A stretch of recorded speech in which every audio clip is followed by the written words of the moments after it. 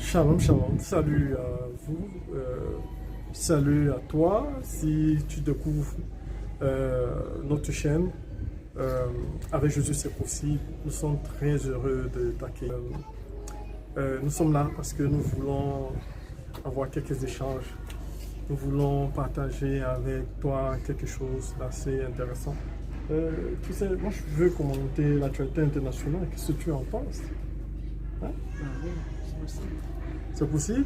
C'est- Vous savez, les femmes avec l'actualité internationale, c'est pas toujours ça, hein.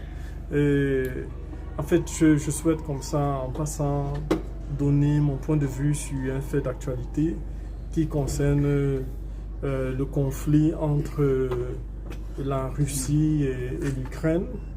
Il y a pas mal de choses qui sont dites à l'échelle internationale.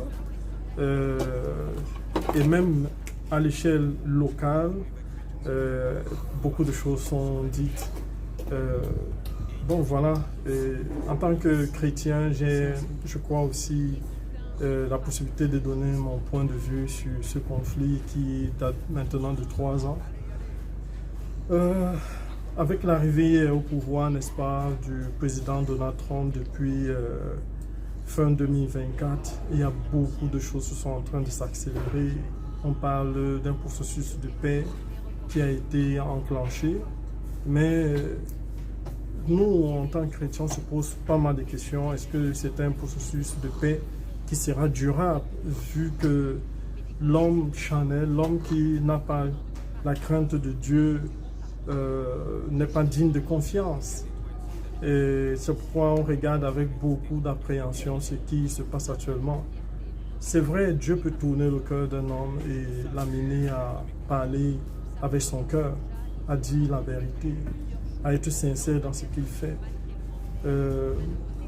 Fort est de constater que tandis que le président Donald Trump parle de paix, le président Vladimir Poutine lui aussi parle d'un processus de paix sincère. Mais on se rend compte depuis un certain temps que certains leaders européens sont en train plutôt de parler d'autres choses. Ils appellent à la guerre, ils se préparent à la guerre contre la Russie.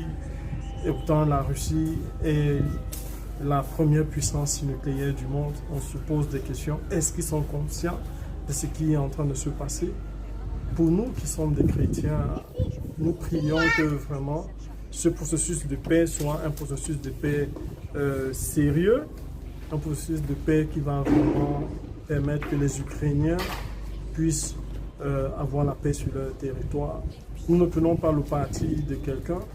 En tant que chrétiens, nous avons ce devoir d'impartialité. Je prie vraiment qu'il y ait la paix, une paix sincère, et que ceux qui ont des intérêts cachés ou inavoués, que Dieu les mette en déroute. Maintenant, est-ce que à la fin, si on considère maintenant les choses sous un plan eschatologique, est-ce que à la fin il y aura vraiment une paix durable? Il y a beaucoup de sources qui nous disent qu'à un moment donné en Europe, il y aura une guerre nucléaire qui va se déclencher. On ne sait pas si ça sera après ce conflit entre la Russie et l'Ukraine, parce que pas mal de pays européens parlent maintenant de mobiliser plus de 800 milliards d'euros pour s'armer, pour acquérir, je ne sais pas trop quoi, des balles, des munitions, des bombes. Pour nous les chrétiens, nous estimons qu'il y a là un grand appel à la prière. Un grand appel à la prière. Il y a des faits, des éléments qui nous amènent à comprendre que l'Antichrist, quand il fera son apparition à l'issue d'un grand conflit nucléaire et il se présentera comme le Messie, le pacificateur du monde.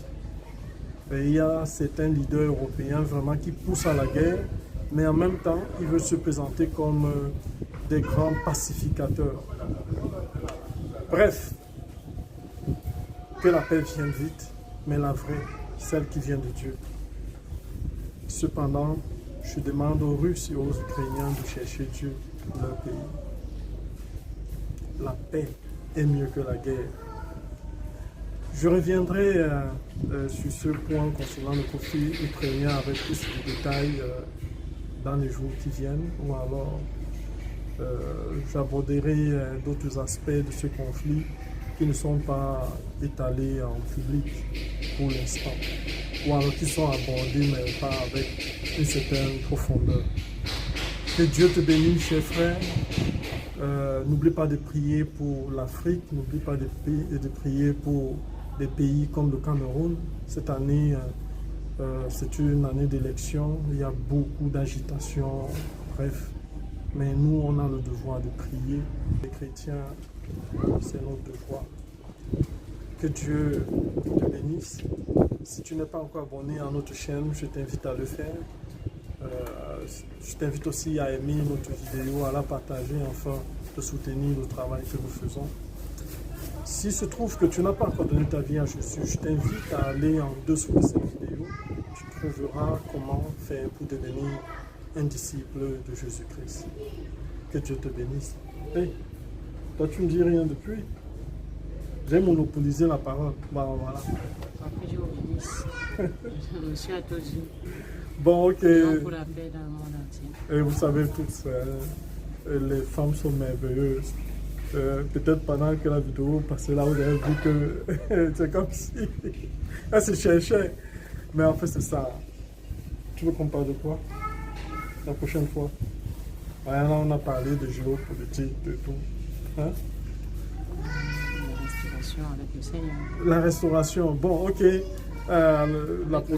Avec la prochaine fois, avec la grâce de Dieu, je voudrais dire la prochaine fois, on parlera de la restauration avec le Seigneur.